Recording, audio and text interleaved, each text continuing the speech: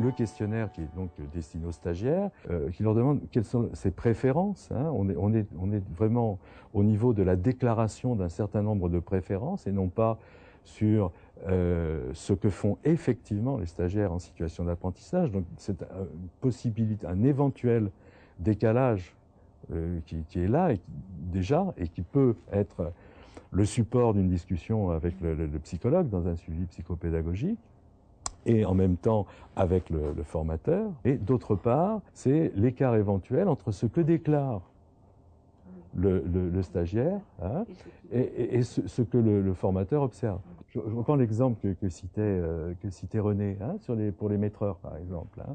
Il y a ce souci du détail. Ce souci du détail, c'est une contrainte très forte du métier, c'est-à-dire que le maîtreur en exercice, qui n'aurait pas le souci du détail, serait un mauvais maîtreur et bon, ne serait pas adapté à sa situation professionnelle. Lui faire prendre conscience qu'il manque, par exemple, le souci du détail, c'est aussi lui pointer que ce souci, c'est pas en général, c'est pas une qualité ou un défaut généraux, c'est une qualité, enfin c'est une caractéristique en tout cas qui est indispensable pour le métier. Si, quand on fait un apprentissage de la lecture, on s'y prend toujours de la même manière, c'est très pauvre.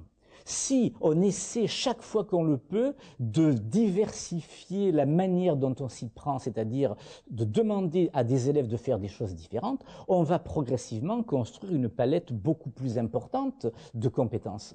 Donc il me semble que ça, c'est beaucoup plus à développer que ce qu'on le fait aujourd'hui. Je crois que c'est un des intérêts de la méthode, justement, c'est de pouvoir varier ces différents canaux hein, d'apprentissage.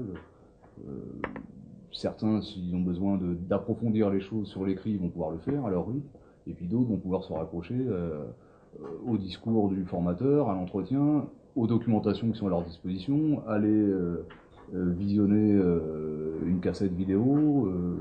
Bon, c'est cette multiplicité là, qui est intéressante.